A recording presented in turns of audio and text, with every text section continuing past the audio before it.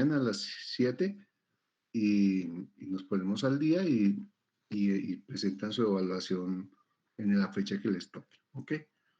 Y lo cuadramos. Bueno, y de resto hacemos como lo teníamos planeado para esta semana. Bueno, chicos, entonces eso por ahora. No sé si el doctor Soler ya habló con ustedes.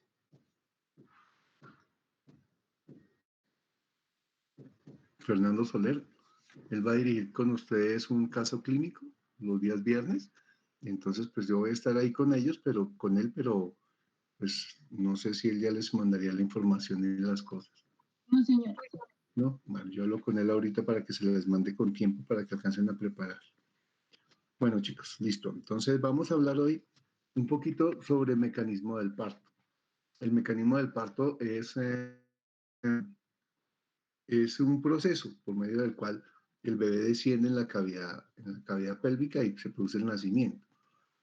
Hay que conocer bien el mecanismo del parto para poder orientar mejor cómo vamos a brindar la atención de ese parto. Entonces, primero verificamos el mecanismo y después verificamos la atención de parto como tal. Pero para eso necesito que se acuerden muy bien de la pelvimetría. Y necesito que se acuerden muy bien de las maniobras de Leopold y de los significados de los términos que utilizamos frecuentemente. Porque si no nos podemos confundir un poquito, ¿ok?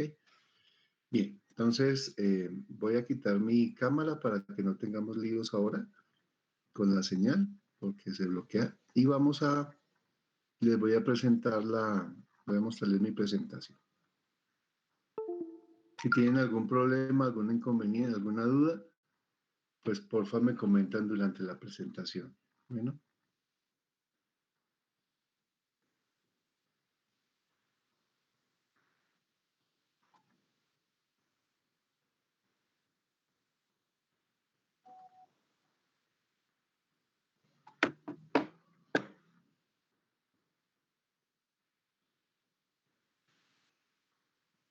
Bueno, entonces,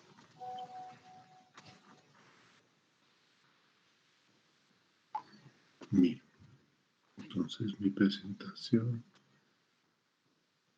acá está. Ah, perdón, se me olvidó una cosa.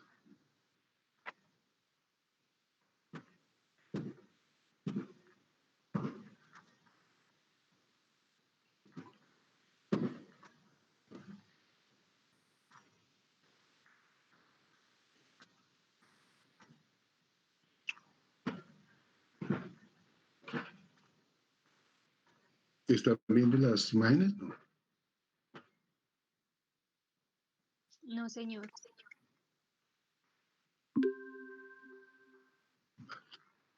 ¿Ahora sí? Sí, señor. Sí, señor. Okay. Sí, señor. Vale. Entonces, vamos a hablar un poquito sobre el mecanismo del parto. Entonces, el mecanismo del parto pues es un proceso fisiológico por medio del cual el feto avanza en el canal pélvico con una serie de movimientos que llamamos movimientos cardinales, ¿sí? Y a través de estos movimientos y el descenso que se produce con estos movimientos, pues vamos a llegar a la expulsión del feto. Bueno, entonces hay que recordar varias cosas. Decíamos que las presentaciones eran básicamente dos. La presentación era o es la relación del polo fetal con el eje superior de la pelvis que puede continuar un trabajo de parto. Y hablábamos en alguna época que teníamos una presentación cefálica y una podálica principalmente, y que para fetos muy inmaduros podía haber una especie de presentación de hombro, y que para que se diera el parto pues tenían que hacer unas condiciones como que fueran muy inmaduros, y aparecía una figura que llamábamos conduplicato corpóreo. Bueno, hoy vamos a hablar básicamente del parto normal, o sea, vamos a hablar del parto en presentación cefálica. Más adelante, cuando veamos distocias y esas otras cosas, vamos a ver cómo nos debemos portar y qué es lo que ocurre en los otros tipos de parto. Bien, las presentaciones, tanto cefálicas como podálicas, tienen varios tipos o varias presentaciones. Y llamamos a esos tipos de presentación variedades de presentación o o formas de presentación, ¿sí?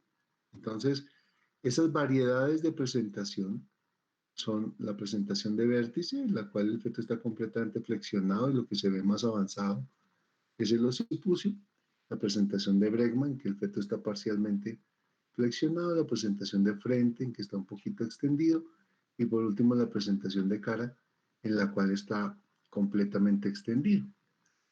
Y las presentaciones podálicas pues son francas de nalgas cuando no hay actitud fetal, nalgas incompleta cuando se pierde la actitud en un solo miembro y nalgas completas cuando mantiene la actitud en ambos miembros. Vale, entonces decíamos que situación era la relación del eje longitudinal del feto con el eje longitudinal de la madre y conocíamos tres situaciones. La longitudinal que hace parte del parto normal, la transversa y la oblicua que es una mezcla de las dos. Esta oblicua tiende con la dinámica uterina, con el trabajo de parto, a optar por alguna de las otras dos, pero principalmente a tornarse longitudinal. La posición entonces decíamos que era la relación del dorso fetal con el lado derecho e izquierdo de la mamita y conocíamos dos posiciones, un dorso izquierdo y un dorso derecho. Era muy importante para nosotros conocer la posición porque gracias a la posición podíamos intuir la variedad de posición que es la que nos muestra dónde está el occipucio dentro del canal del parto. Entonces era muy importante para nosotros saber si el bebé tenía un dorso derecho. Con eso intuíamos que el occipucio, o sea, en el parto normal, en el 95% de las veces, se encontraba pues en el mismo lado de la posición, en el mismo lado del dorso.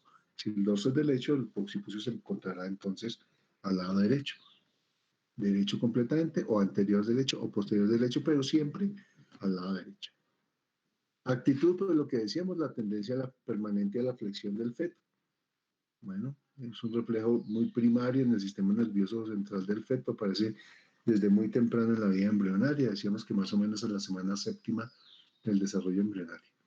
Encajamiento es el momento en el cual el punto de reparo de la presentación llega al nivel de las espinas y estación es la relación de ese punto de reparo con el encajamiento, ya sea hacia arriba o hacia abajo. -1, -2, -3, +1, +2, +3, +4, +5, o si quieren usar los planos de Hegar, que no los usamos casi nunca, pero pues tienen que ver con las espinas, con el ángulo subpúbico, con el promontorio. Bueno, entonces, ya. Y las maniobras del Lopol, que eran las que nos servían para hacer estas cosas, para encontrar esa información. Entonces siempre hacíamos las maniobras del Lopol, la primera para verificar el tamaño fetal, la altura uterina, la segunda para ver las 6 cosas que decíamos, que en esas íbamos a encontrar la situación, la posición, íbamos a encontrar el tamaño del dorso, la cantidad de líquido amniótico, localizar la frecuencia cardíaca fetal y la vitalidad fetal, y por último el número de fetos.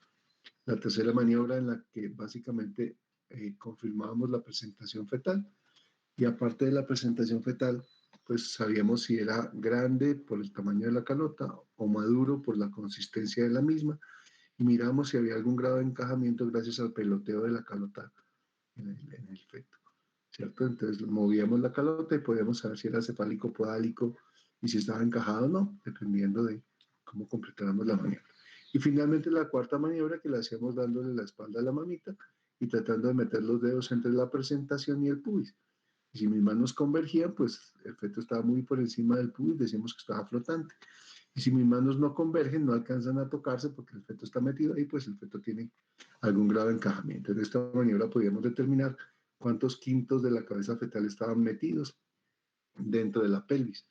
Y eso me ayudaba de alguna manera a establecer en algo, ¿sí? No me dice la estación, pero sí me ayuda como a pensar que más o menos cuánto podría estar.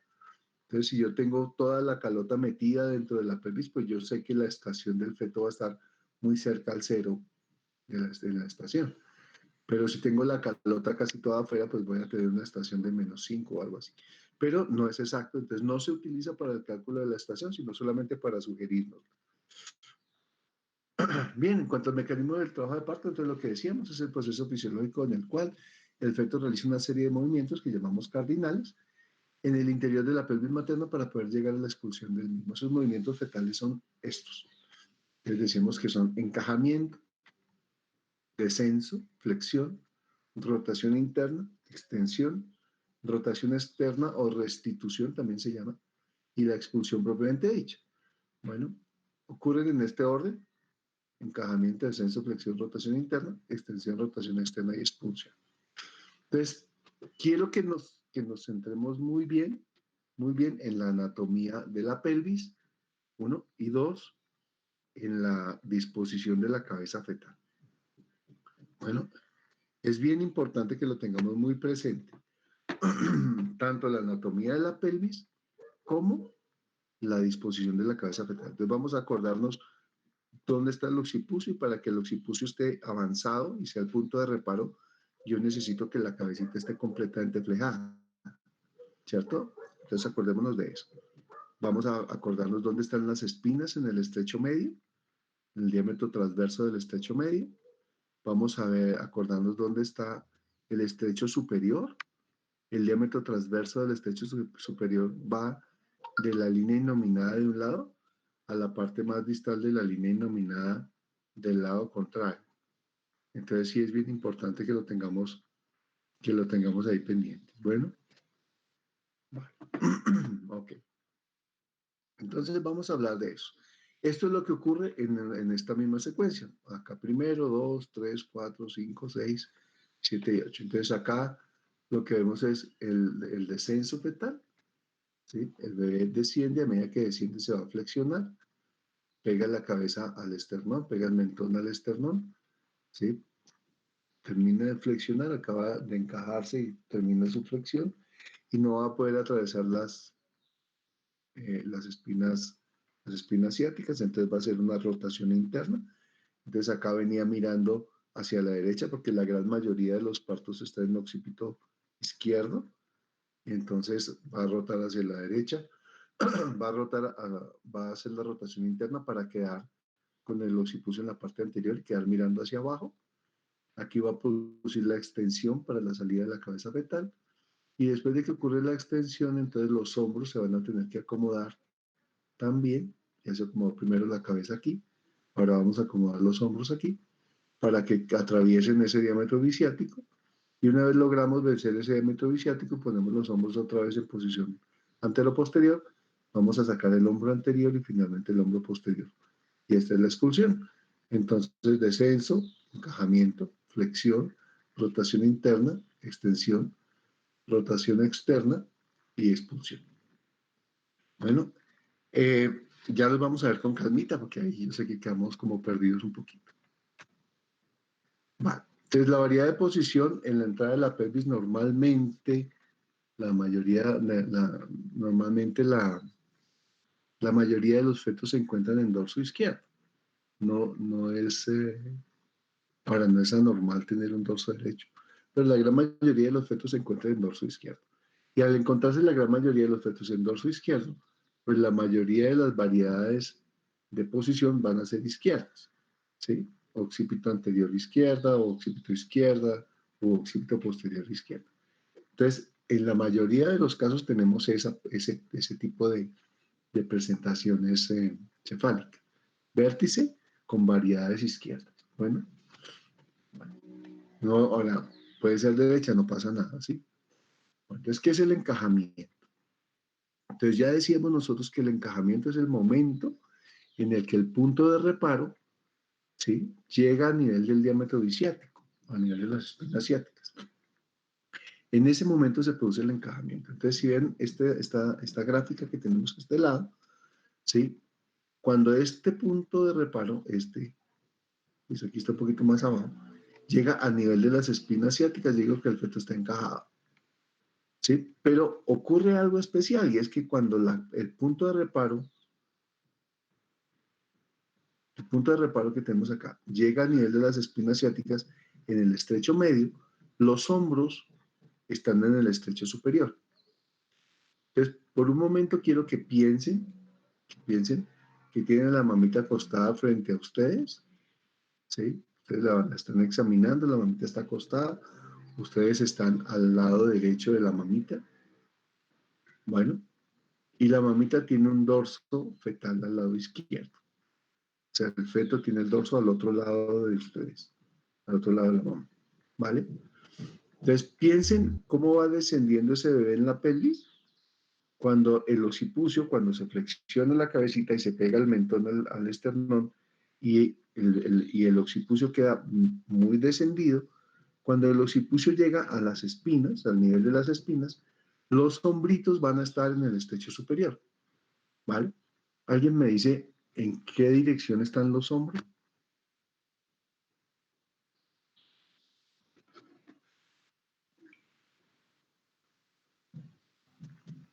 Anteroposterior.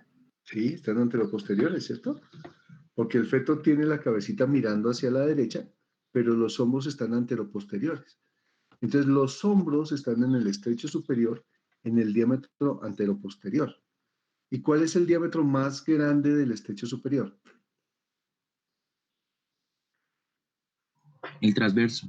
El transverso, que va de una línea innominada de un lado a la línea innominada del otro lado. Y los hombros son grandes, son larguitos, ¿cierto? Bien. Ahora, ¿qué está pasando en el estrecho medio?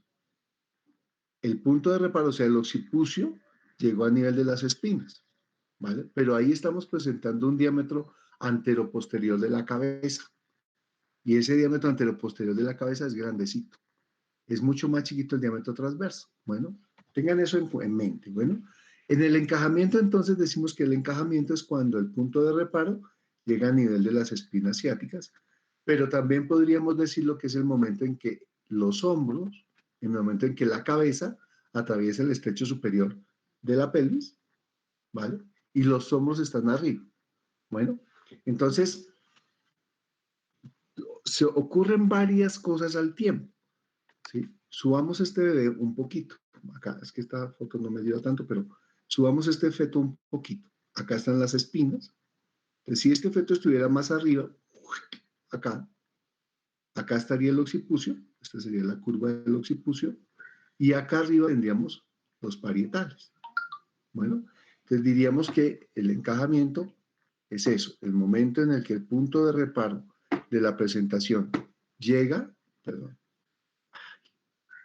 llega a las espinas ciáticas y el diámetro biparietal de la cabeza ocupa el estrecho superior. Acordándonos que los hombros están en el sentido anteroposterior. ¿Listo? Vale.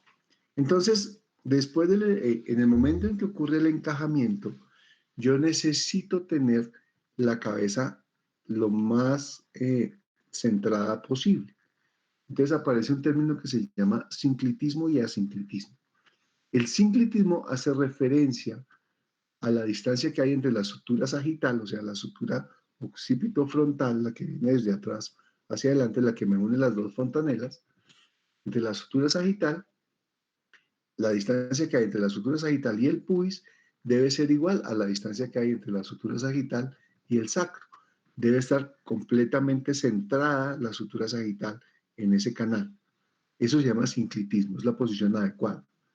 Y llamamos asinclitismo cuando el feto inclina la cabeza para alguno de los dos lados, cuando la sutura sagital está más cerca, ya sea al pubis o al sacro.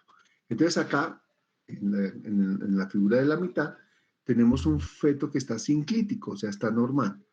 La distancia del promontorio a la sutura sagital es igual a la distancia de la sutura sagital al pubis. Entonces el feto está completamente centrado en ese canal del parto en el estrecho superior. Es un feto sinclítico. El diámetro es este, entonces es un diámetro más bien pequeño. Pero si el feto inclina la cabeza para un lado, para cualquier lado, ¿sí? Entonces ya no se va a presentar este diámetro, sino uno mayor, como por ejemplo acá. Entonces, si el feto se inclina hacia atrás, la sutura sagital va a estar más cerca del promontorio y va a haber un mayor espacio entre el pubis y la sutura sagital, ¿sí? Cuando yo hago el tacto vaginal, lo que siento acá es el parietal anterior, ¿sí? Porque anterior es este pedazo de acá, ¿no? El pubis es anterior. Entonces, acá es anterior. Lo que siento es el parietal anterior.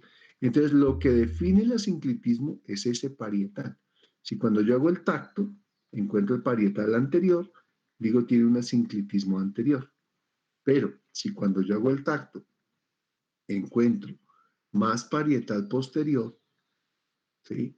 Entonces esto es un asinclitismo posterior. Pero en el momento en que el feto se vuelve asinclítico, los diámetros de presentación son mayores, ¿sí? Este diámetro de aquí a acá es mayor que este, ¿sí? Y este diámetro de aquí a acá es mayor que este. Entonces el feto me va a tener una distosia, va a descender con menor facilidad. Entonces, el sinclitismo es eso, es la relación o la equidistancia entre el promontorio y la estructura sagital y el pubis y la estructura sagital. Bueno, se llama sinclitismo anterior, cuando está perdida ese equilibrio y el feto está inclinado y lo que yo siento es el parietal anterior, y asinclitismo posterior, cuando está alterado y lo que siento es el parietal posterior. Vale. Bien, entonces el descenso. Entonces el feto está entrando en el canal del parto, está entrando en el estrecho superior, apenas está empezando a encajar. ¿Listo? Ese descenso se produce por varias cosas. El descenso es un movimiento continuo durante todo el mecanismo del parto, durante todo el parto. El feto empieza a descender desde antes del inicio de la actividad uterina. Ahí, acuérdense que las pacientes que son nulíparas normalmente están encajadas al inicio de la actividad uterina y las pacientes que son multíparas van a empezar a encajarse cuando empiezan las contracciones, antes no. Entonces el descenso es un movimiento que permite eso, el descenso de la presentación, pero está presente durante todo el camino del trabajo de parto. Entonces, las cosas que hacen que se produzca el descenso pues son la presión del líquido amniótico, la presión directa del fondo uterino sobre la pelvis durante las contracciones, o sea, la dinámica uterina que hace que al contraerse el útero me empuje el fondo, el feto, pues me lo empuje contra el canal del parto. Acuérdense que aquí está la primera o la más importante regla de las contracciones uterinas o de la dinámica uterina, que decía o que dice que una vez se contrae la fibra muscular uterina, al momento de relajarse, no recupera su longitud inicial, o sea, queda un poquito más corta. Y eso es lo que hace que se proyecte el feto hacia el canal del parto, porque si no, simplemente haríamos un masaje sobre el feto. Entonces el útero se contrae y al momento en el que se contrae, cuando se relaja nuevamente, la fibra muscular es un poquito más cortica y vamos a mantener esa presión del feto hacia el canal del parto. Entonces, esa es una de las principales características pues, de las fibras musculares uterinas. Los esfuerzos de pujo y la prensa abdominal hacen que el feto también se proyecte a través del canal del parto. El parto no sería posible sin el pujo materno. Yo necesito la prensa abdominal para aumentar la presión en la cavidad pélvica. Entonces, con eso aumento más de 100 milímetros de mercurio la presión, gracias al pujo abdominal. Y lo otro es los movimientos fetales. En la extensión y los movimientos fetales me permiten el descenso fetal al canal pélvico. Va. Una vez el feto empieza a descender, ¿sí? Él normalmente se encuentra en esta posición, ¿sí? Este es un feto longitudinal, cefálico, ¿sí? Y la cabeza va a estar parcialmente flexionada, porque es muy incómodo mantener la cabeza completamente flexionada. Él está con una tendencia a la flexión, o sea, está parcialmente flexionado, ¿vale? Pero cuando estamos parcialmente flexionados, la presentación usual es el bregma, ¿cierto? Entonces es una variedad cefálica en bregma, ¿sí? Entonces el diámetro que tenemos acá es un diámetro que va del occipucio a la frente. Ese diámetro es grandote, tiene como 11 centímetros, 11.5 centímetros, ¿vale? En el momento en que el feto desciende en la pelvis, choca con los tejidos blandos que están en la pelvis, choca con los tejidos blandos que están en la pelvis y la cabeza se va a flejar y el mentón se va a pegar al esternón, como acá. Y en el momento en que eso ocurre, miren lo que pasa con el diámetro.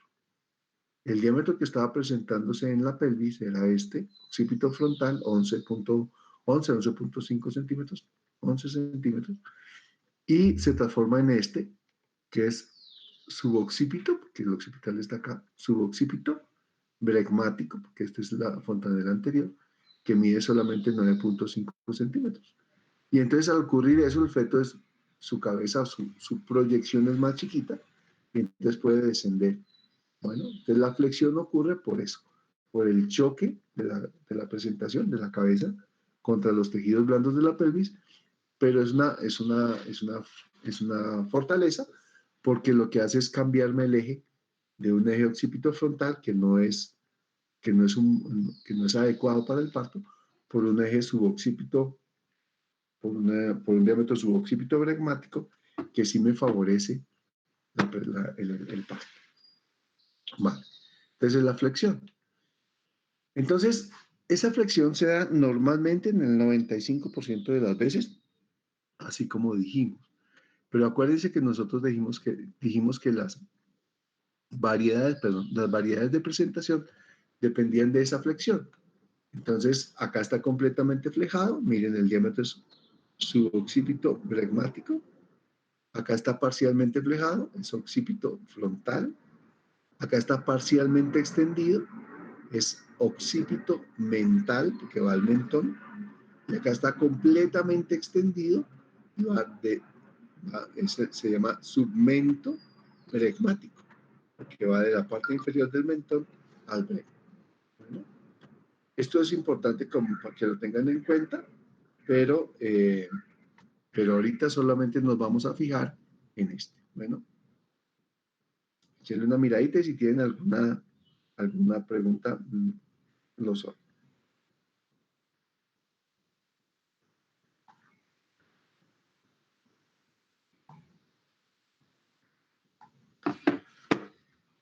Ok.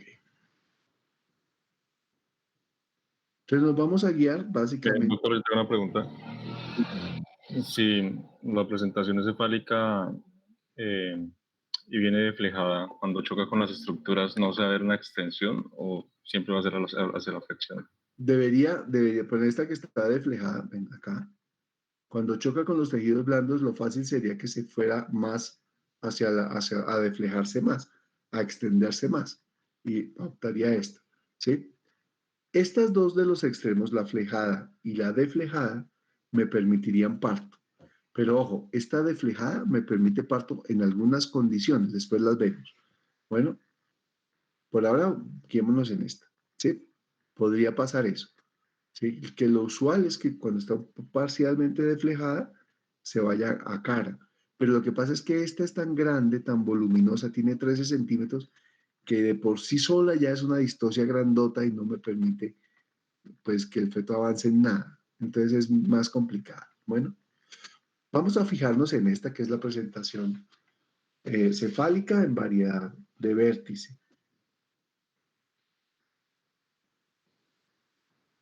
Bueno, cuando ese bebé, perdón, me pasé.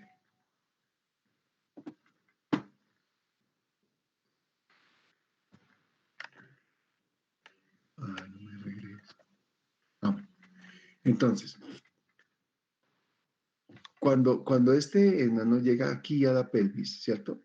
El diámetro que está presentando es su occipito bregmático y acá tenemos las espinas, ¿cierto?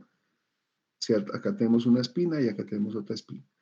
La distancia entre las dos espinas es de 9.5 centímetros y el diámetro suboccipito bregmático también es de 9.5 centímetros. Entonces lo que habría que hacer, lo que tendría que hacer el enano es modificar de alguna manera este diámetro para que pueda vencer esas espinas, para que las pueda pasar. Perdónenme un segundito que tengo un problemita acá.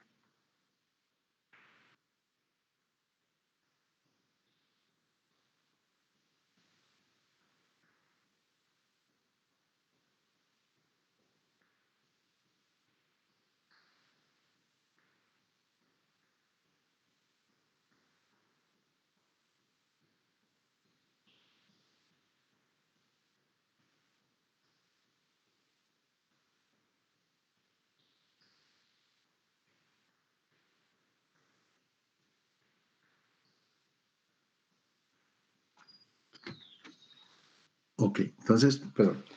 Les decía que veníamos acá, entonces, este diámetro suboccipito bregmático mide 9,5 y el diámetro entre esta espina y esta espina es de 9,5, pero esto está recubierto por tejidos blandos, músculos, mucosa, tejido conectivo y la cabeza fetal también. Acá hay cuero cabelludo, hay los músculos y todo lo que componen los tejidos blandos de la cabeza. Entonces no va a atravesar, en esta posición, no va a atravesar las espinas. Para que el bebé pueda atravesar las espinas, tiene que poner entre las espinas un diámetro de su cabeza que sea más pequeño. Bueno, y entonces se produce una cosa que llamamos rotación interna. ¿Vale? Si ustedes se fijan acá, esto es que ustedes están viendo el feto de frente, ¿cierto? De arriba, desde arriba, de la parada anterior de la barriga, atravesando el ombligo de la mamá, pues. ¿Vale?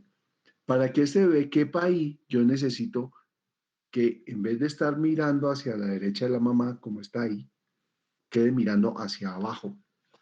Bueno, y entonces se produce la rotación interna. La rotación interna es eso, es la acomodación del diámetro de la cabeza fetal, ¿sí?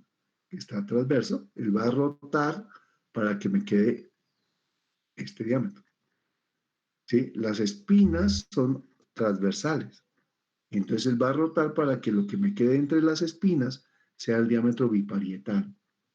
El diámetro biparietal mide unos 8,5 centímetros, es mucho más chiquito que el diámetro suboccipito bregmático.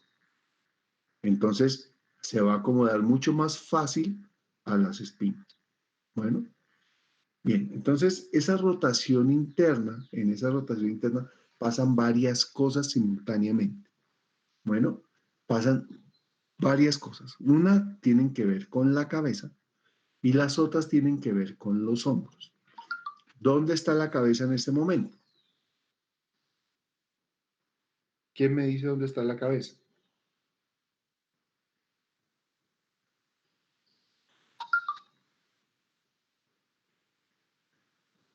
Alguien que se anime. ¿En el estrecho medio? Claro, la cabeza está en el estrecho medio entre las espinas. ¿Dónde están los hombros? En el superior. En el estrecho superior. ¿Listo? La cabeza, antes de la rotación interna, el feto está mirando para algún lado, a la derecha o a la izquierda. Principalmente a la derecha, por lo que dijimos que la mayoría eran de dorso izquierdo. ¿Dónde están los hombros? ¿En qué diámetro están los hombros? Transverso.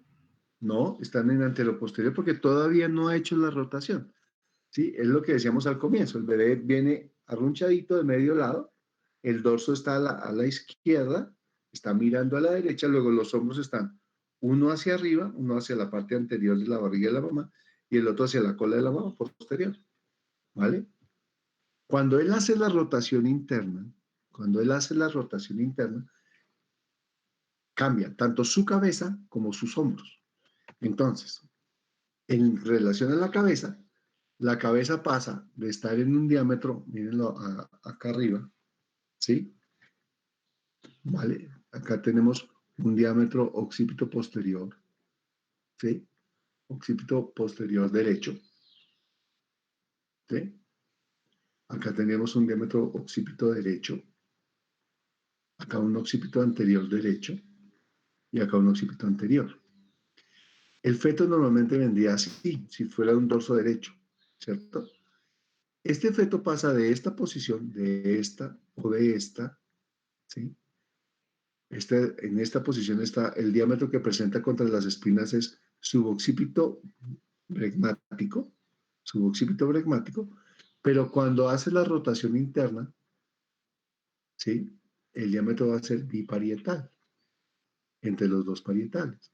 Y miren la diferencia que hay. Este diámetro es mucho más grande que este diámetro de acá. Este diámetro es mucho más pequeño. Entonces la rotación interna en la cabeza se produce por varias cosas. Bueno, la primera es la fuerza que oponen las espinas ciáticas contra el diámetro suboccipito bregmático, que no lo pasa. O sea, él llega y choca y choca y choca y choca hasta que finalmente tiene que girar porque no las va a atravesar. Bueno, eso es lo primero. Y lo otro es que si ustedes se acuerdan, en el piso pélvico hay un músculo grandotote, ¿sí? Que va del pubis al coxis y se devuelve, y tiene forma de V invertida. ¿Sí? ¿Se acuerdan cómo se llama? El pubococcigio. Claro, o los elevadores del ano. ¿Se acuerdan que cuando veíamos la anatomía del piso pélvico decíamos que los elevadores del ano tenían una forma de V invertida y que esa V invertida me ayudaba a que cuando el feto descendiera hiciera la rotación interna? Entonces, de tanto chocar la cabeza contra los elevadores del ano y contra las espinas, ¿sí? Él intenta hasta que finalmente va a girar para acomodarse a los vientres más largos del elevador del ano y a las espinas ciáticas. Entonces la cabeza hace una rotación interna aquí. ¿Listo? Vale. Acomodó de estar mirando hacia la derecha o hacia la izquierda, dependiendo del dorso, va a pasar a mirar hacia abajo. Entonces la cabeza ya no está transversalmente, sino está antero-posterior. ¿Vale? Okay. Pero al tiempo que hace eso la cabeza, los hombros, mírenlos acá, los hombros van a hacer algo parecido. Solo que la cabeza lo hace en el estrecho medio, los hombros lo van a hacer en el estrecho superior. Entonces, los hombros que estaban antero-posterior contra el pubis y el promontorio, al rotar la cabeza, ellos también van a rotar y se van a acomodar al diámetro transverso del estrecho superior, o sea, entre una línea innominada y la otra. ¿Sí? Entonces, la rotación interna se produce por eso, porque acomodamos la cabeza al estrecho medio y acomodamos los hombros al estrecho superior. ¿Cuál es el diámetro más grande del estrecho superior? El transverso. Los hombros deberán quedar entonces transversos. ¿Cuál es el diámetro más grande del estrecho medio? Pues es anteroposterior porque el diámetro transverso, el diámetro transverso del estrecho medio es el más pequeño de todos, entonces tiene que acomodarse la cabeza al diámetro anteroposterior del estrecho medio. ¿Vale? Pucha, espero no confundirlos. Bien. Luego de que se produce la rotación interna, entonces decimos que el feto ya puede salir, ¿sí? Entonces la variedad de posición ahí es occipito anterior, y entonces decimos que ese feto se encuentra en directa, Bueno, entonces, ¿qué significa estar en directa? Que ya puede salir. Él, así como quedó, ya nace. Y si ustedes se dan cuenta, cuando uno atiende los partos, los bebés nacen mirando hacia abajo, ¿cierto? Y cuando van saliendo, saludan, ¿no? Ellos siempre levantan la cabecita. Siempre cuando salen, saludan. Dicen, buenas. ¿Vale? Ese movimiento que se produce ahí se llama extensión. ¿Vale? La extensión es ese movimiento de la cabeza fetal por medio del cual se produce la salida de la cavidad pélvica al exterior. Entonces, esa extensión se produce por varias cosas. ¿Sí? Porque hay una presión de las contracciones uterinas que me empujan el feto hacia abajo, hay un pujo de la mamita que me aumenta la presión y me lo empuja hacia abajo, hay una resistencia grandotota de todos los músculos del piso pélvico, ¿sí? Y aparte de todo, el espacio por el que puede salir el feto es la vagina, y la vagina, si nos acordamos, está anterior, está en el triángulo urogenital, o sea, está debajo del pubis. Entonces el feto va a tender a dirigirse hacia el sitio de menos resistencia, que es la vagina, y nos ayuda un poquitico la curvatura del sacro. Esas 5 cosas harán que el feto que venía flexionadito, aquí se extienda y haga la extensión. Bueno, entonces la extensión se producirá ¿en qué estación? Yo haré extensión en 0. ¿Y más 5? No. Claro, yo hago la extensión por debajo de +2. ¿Sí? Ya pasé las espinas, luego ya no estoy en 0, sino en +1, +2. Cuando estoy por debajo de +2, digo, estoy en expulsivo, ya hago la extensión. Bueno, entonces estas son las fuerzas que intervienen, las que les contaba. este vector que me empuja el feto hacia abajo a sacarlo de la pelvis hacia abajo, que está dado por las contracciones uterinas y por la prensa abdominal en el pujo materno, eso suma más de 100 milímetros de mercurio, que es un montón de presión, ¿sí? Y este otro vector que está acá, que tiene que ver con la posición anterior de la vagina, porque la vagina es hueca, entonces no genera resistencia, entonces él coge por el sitio que menos resistencia tiene, y porque esta concavidad del sacro de alguna manera me ayuda a que el bebé extienda. Y a eso le sumamos aquí toda la musculatura del piso pélvico, que es mucho más fuerte en la región posterior, entonces el feto va a hacer la extensión. Entonces, cuando el bebé está naciendo, yo veo que se empieza a proyectar en la vulva, yo veo que la vulva se me empieza a abrir, a dilatar, y empiezo a ver la cabecita. Primero veo un pelito, luego otro pelito, y voy a ver que la cabecita del bebé va saliendo.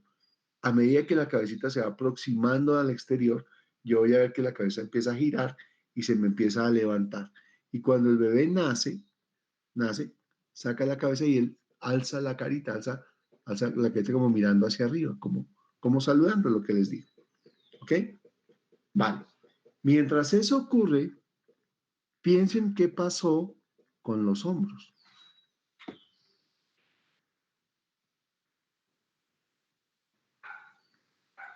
¿Cómo estaban los hombros localizados? Anteroposterior. Pasarían al estrecho. No, ya no estaban anteroposteriores. No, Y en el momento que transverso. el feto hizo la rotación, Pasarían los transversos. los hombros quedaron transversos, quedaron derecho e izquierdo.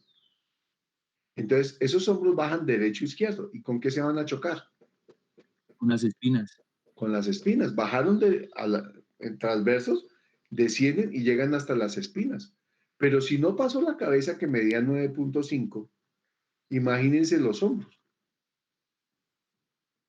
Si no pasa la cabeza a las espinas, que es mucho más chiquita que los hombros quedan atrapados ahí. Bueno, entonces tendrá que producirse una rotación externa para que los hombros venzan las espinas y los elevadores del ano. Bueno, entonces los hombros van a volver a rotar a la posición que tenían antes de entrar a la pelvis. Por eso se llama restitución. Entonces, si el dorso era derecho, el bebé va a volver a rotar hacia el dorso del lado derecho. ¿Listo? Y ahí queda un hombro anterior y un hombro posterior, y ahí ya pueden atravesar las espinas ciáticas. ¿Sí? Entonces, él venía, como aparece en esta figura, atravesado, transverso. Acá hay una espina ciática y al otro lado hay otra espina ciática que lo asegura y no lo deja pasar. Entonces, él tiene que volver a rotar. ¿Sí? Por eso es que después de que el bebé saca la cabecita, él vuelve y la gira hacia un lado, hacia el lado que venía antes, ¿vale? Para colocar el dorso en la misma posición.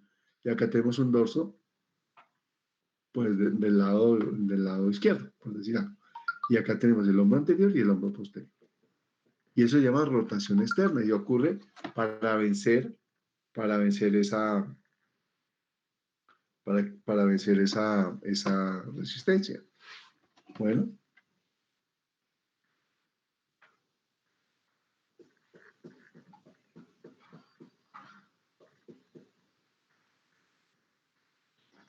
Bien. Sí, clarito, hasta ahí, más o menos. Sí, señor. Entonces, ocurre la rotación externa y nos queda solamente acabar de sacar los hombros. Entonces, miren lo que sucedió acá. El feto estaba mirando hacia abajo, ¿sí? Estaba mirando hacia abajo, o sea, tenía un occipito anterior y vuelve a su posición inicial. Entonces, al girar los hombros, pues gira un poquito la cabeza y queda un hombro anterior y un hombro posterior. ¿Sí? El occipucio se va a dirigir hacia el lado donde tenía el dorso, hacia la tuberosidad isquiática del lado donde tenía el dorso.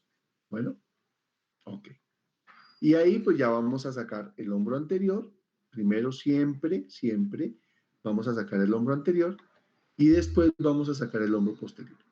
A ese movimiento de la salida del hombro anterior y después la del hombro posterior se le llama expulsión. Y ahí ya nació el feto. Una vez saco yo los hombros, ya todo lo demás es más chiquito, ya no se me traba el feto con nada, ya salió. ¿sí? Entonces yo necesito que el feto se me mueva en el canal del parto para vencer esas espinas. Bueno, si no saldría derecho, ¿vale? Entonces, en el último paso yo necesito sacar el hombro anterior y después el hombro posterior. Hay dificultades cuando por alguna condición el hombro anterior me queda más atrás o más arriba que el hombro posterior. Y entonces no puedo sacar el hombro anterior y me hacen una cosa que llamamos retención de hombro, que después vamos a ver. Bueno, acá les quiero contar una cosa para que lo tengan siempre presente, y es que el periné se adapta al volumen fetal. Él se va distendiendo. Si tiene tiempo suficiente, el periné es suficientemente elástico para permitir el paso de la cabeza fetal. Bueno, si es muy rápido el parto, pues se va a alcanzar a preparar menos y puede rasgarse. Entonces nosotros podemos hacer episiotomías o cortar el periné para que no se nos ocurra eso. Bueno, pero una vez sale la cabeza fetal, que uno piensa que es lo que más desgarra, vamos a sacar el hombro anterior y resulta que a la salida del hombro posterior, cuando el bebé se levanta para sacar el hombro posterior, este hombro posterior choca contra los tejidos blandos de aquí del periné, el ano y todo esto, y yo puedo rasgar el periné, romperlo, ¿sí? Producir un desgarro grado 1, 2, 3, 4, dependiendo de la extensión, más fácil o mucho más fácilmente con el hombro posterior que con todo el resto de la expulsión fetal. O sea, normalmente los desgarros se producen con el nacimiento del hombro posterior. Entonces hay que estar muy pendientes a la salida del hombro posterior para no ir a palanquear demasiado y para proteger esa zona para no rasgar. Bien. Entonces en la extensión se produce esto, ¿vale? Después de la rotación externa, el feto acomoda sus hombros y lo acabamos de sacar. Primero siempre el hombro anterior, que está por debajo del pubis, y después el hombro posterior. ¿Vale? Mañana o el jueves mejor, vemos cómo se atiende el parto. Pero entonces yo necesito que para el jueves ustedes tengan esto completamente clarito. ¿Sí? ¿Qué es lo que está sucediendo aquí dentro del amamito? Que lo tengan absolutamente claro, que sepan cómo rotó la cabeza, cómo rotan los hombros, ¿vale? Ok, bien. Voy a hacerles algunas preguntas. Quiero que las piensen ustedes ahí en su cabecita, sin hablar, no necesitan contestar. ¿Listo? Entonces, ¿por qué se produce la flexión?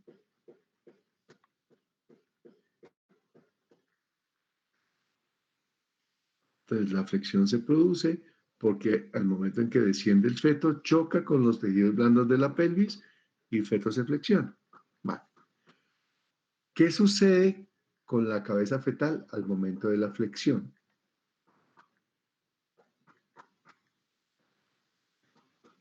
Pues me cambia el diámetro, De que disminuya su diámetro. claro, me disminuye de un diámetro suboccipito bregmático mentiras, occipito frontal, y se me transforma en un diámetro suboccipito bregmático, que es mucho más chico. ¿Bien? Ok. ¿Por qué se produce la rotación interna?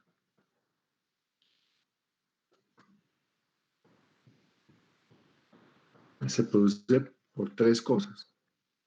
Porque el diámetro suboccipito bregmático es muy grande para el diámetro bisiático, entonces la cabeza tiene que rotar para acomodarse en el diámetro biparietal.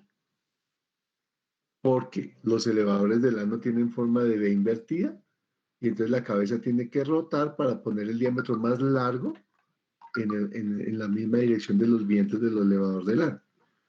¿Y por qué los hombros se van a acomodar de un diámetro antero posterior del estrecho superior a un diámetro transverso? ¿Sí? Bien. ¿Por qué el feto no sale derecho una vez se produce la expulsión?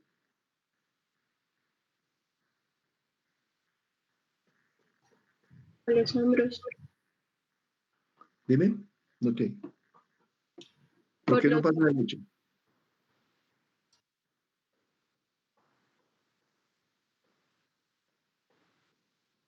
Entonces no pasa derecho porque los hombros que vienen en sentido transverso, al descender, chocan con las espinas ciáticas y se quedan ahí atrapados. ¿Y cómo vence eso? Con una rotación, Externa. ¿vale?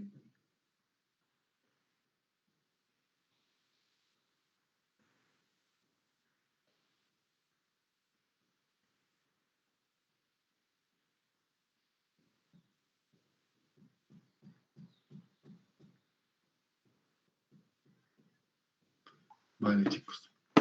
Ok. Bueno, pues eso es lo que les quería contar. Doc, tengo una pregunta. Claro, dime. ¿La rotación interna siempre se da así? ¿Cómo? O sea, precisamente, o sea, el bebé queda viendo hacia abajo. No, en el parto ¿Siempre normal, de esa sí. forma? En el parto normal siempre se da así. Pero puede ocurrir que en vez de quedar mirando hacia abajo, quede mirando hacia arriba. ¿Sí? Y eso ya es una distosia. Ocurre en menos del 5% de los casos y la distosia se llama occipito posterior persistente. ¿Sí? O sea, imagínense ustedes el feto que hizo, ya dejé de compartir, o estoy compartiendo todavía. Todavía está compartiendo. Ok. Entonces, acá. Recuerden que aquí decíamos que el feto estaba en occipito, de este lado occipito derecho y rotado occipito anterior, pero podría rotar, en vez de hacia ese lado, podría rotar hacia el otro lado, me quedaría el occipital atrás. Pero si el occipital me queda atrás, ¿cómo se va a flexionar? O sea, si el occipital queda atrás, en el momento en que el feto vaya a hacer la extensión, no va a ser extensión, sino tendrá que ser una flexión más marcada. ¿Sí? Entonces, por eso se me vuelve un parto distósico. ¿Vale? Eso lo vemos después cuando veamos distocias. Pero tranquilos que la gran mayoría de los